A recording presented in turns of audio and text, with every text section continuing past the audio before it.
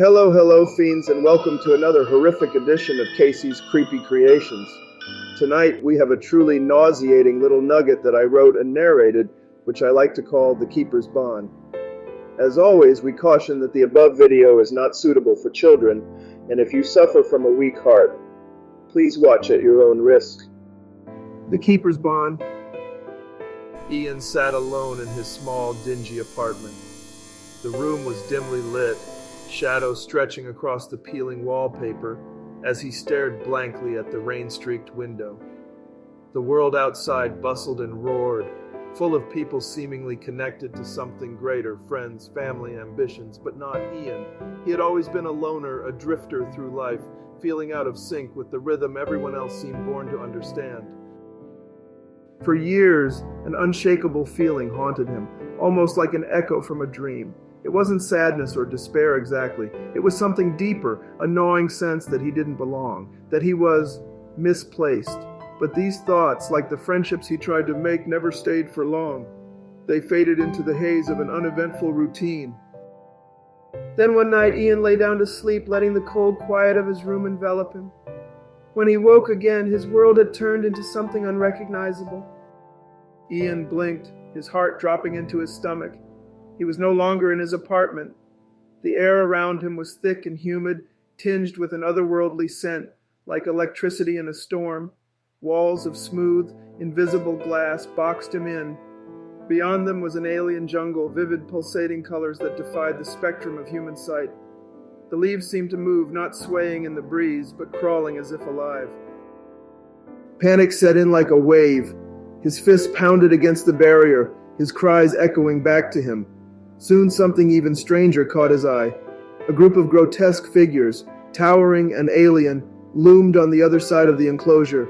Their shapes varied, some bulbous and gelatinous, others skeletal and sharp-edged. They didn't speak but stared with what could only be described as curiosity. Their inhuman eyes, or what passed for them, locked on Ian. He stumbled backward, his breath caught. He was being watched, and in that moment he understood. He was no longer a man living a quiet, uneventful life. He was a prisoner, an exhibit in an intergalactic zoo. Days passed, or at least what Ian thought were days. There was no sun here, only an alien purple hue that lit everything evenly. Food appeared mysteriously in his enclosure, and water trickled through a stone-like spout. Then he saw her. At first, Ian thought she was another visitor, just another silent alien observer. But she was different. Where the others showed indifference or cruelty, this one lingered. She glowed faintly, her translucent skin radiating light like a firefly. Her features were almost humanoid, but shimmered and shifted slightly, as if her form was in constant flux. She didn't leer or jeer like the others. Instead, she crouched beside the glass wall, observing him quietly. Ian tried to avoid her gaze at first, but she returned time and again, always when the others were gone. He couldn't understand why she fascinated him, but she did. Their days turned into weeks. At least Ian presumed they had. Alone in isolation, time blurred. Yet her visits became the only part of his strange new existence that felt stable. He began noticing small gestures. When she refilled his food, she left more than necessary. When he was cold, a strange fabric-like material appeared in his habitat, almost like a blanket. And her gaze, gentle, questioning, and surprisingly kind, seemed to soften the crushing loneliness inside him. One day, she did something unexpected. She placed a device beside the barrier, a sleek, glowing orb. It hummed faintly, shimmering with an aura of bluish light. Then she gestured to him, small, deliberate movements, as if inviting him to touch it. Hesitant, Ian approached. The moment his fingers brushed the orb, a wave of understanding filled his mind. For the first time, he could feel her thoughts, not as words, but as emotions and images. Her name was Vivian, and she wasn't here just to observe. She was his keeper. Through this newfound connection, Vivian began to reveal the secrets of the zoo. She explained its structure, its inhabitants, and the ruthless beings who ran it, capturing species from across galaxies to display in their grotesque menagerie. She also revealed to him that because he wasn't as popular as some of the other exhibits, They planned to kill him. Ian's world now made sense in the cruelest possible way. He wasn't some chosen exception. He was just another disposable specimen in a cage. Ian felt despair pooling in his chest. As he looked at her, she saw it. And for the first time, even through the alien haze of their connection, he felt emotion radiate from her, guilt and resolve. Vivian made a decision she'd clearly been struggling with. She would help Ian escape. It was madness. Her position as a keeper gave her privileges, but only within strict boundaries. The zoo was heavily guarded, patrolled by terrifying beings Ian couldn't begin to comprehend. And even if they got past the sentries, freedom beyond the zoo's confines was a vast uncharted void. But she didn't seem to care, and neither did Ian. If survival came with chains, he would rather take his chances running. Their plan unfolded slowly, communicating in cautious bursts through the shimmering orb. Vivian taught Ian about the structure of the zoo, its maze-like design, the guards' patrols, the security towers bristling with deadly tech. Every piece of information was a fragile brick in the foundation of their escape.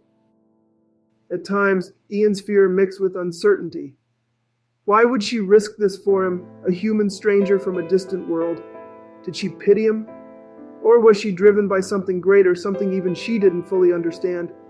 The answer remained elusive, locked away in the enigmatic being that was Vivian. But trust between them grew, unspoken yet profound, even as the walls around them seemed to close in. The escape began on a night, or what they perceived as night, when the zoo's patrols were at their thinnest. Vivian entered Ian's enclosure for the first time, using a strange, shimmering key-like device to dissolve the barrier temporarily. Seeing her up close was surreal. Her glowing, shifting form felt otherworldly and almost fragile, yet there was strength in her determination. They moved swiftly through the labyrinthine corridors, Vivian guiding him past checkpoints and security traps she had spent years memorizing. Every shadow felt threatening, the hum of distant alien energy pulsing like a heartbeat. Then came the first encounter. A predator, hulking, multi-limbed, and hideous, emerged from the shadows. It was another exhibit that had somehow escaped its cage. Ian froze, terror gripping him as the beast lunged. Before he could react, Vivian stepped forward, her body erupting into a blinding glow. The creature recoiled, its many eyes scorched by her light. She urged Ian onward, the cost of her bravery etched into the lines of her tired frame. Their journey reached its climax at the final barrier, a massive gate of searing energy. Vivian hesitated. The only way to deactivate it was to insert her key, but it would expose her to the system, alerting the zoo's overlords to their betrayal. Ian pleaded with her, his voice cracking. She didn't need to say anything. The silent strength in her gaze told him this was the only way. With a trembling hand, Vivian placed the key into the lock. Alarms exploded instantly, a deafening clamoring of metallic wails. She turned to Ian one last time, her light dimming but unwavering. Without hesitation, she pushed him forward, ushering him into the unknown. The gate dissolved in front of him, and beyond it, freedom. Endless stars stretched across the infinite cosmos. Ian's breath caught. This was the first he'd ever glimpsed a universe so vast. He looked back, tears streaming as the gate reformed, trapping Vivian inside. Ian returned to Earth through a tear in space-time, left behind by the zoo's collapse of reality. He stood in the familiar yet alien world of his once lonely life. But he was not the same man. Vivian's courage, her compassion, had redefined him. He no longer felt misplaced or forgotten. Through connection, however improbable, he had found his place in a universe that once seemed so vast and indifferent. As he stood on Earth's soil staring at the stars, Ian whispered to the night sky, a silent vow to never forget her. Somewhere out there she was still his keeper. And he was still her friend. Well, boils and ghouls, we've come to the end of yet another terrifying tale. If you've liked what you've seen, please feel free to drop us a like, a comment, or maybe even a subscription. They may seem like little things to you, but they mean a lot to us here at the dungeon.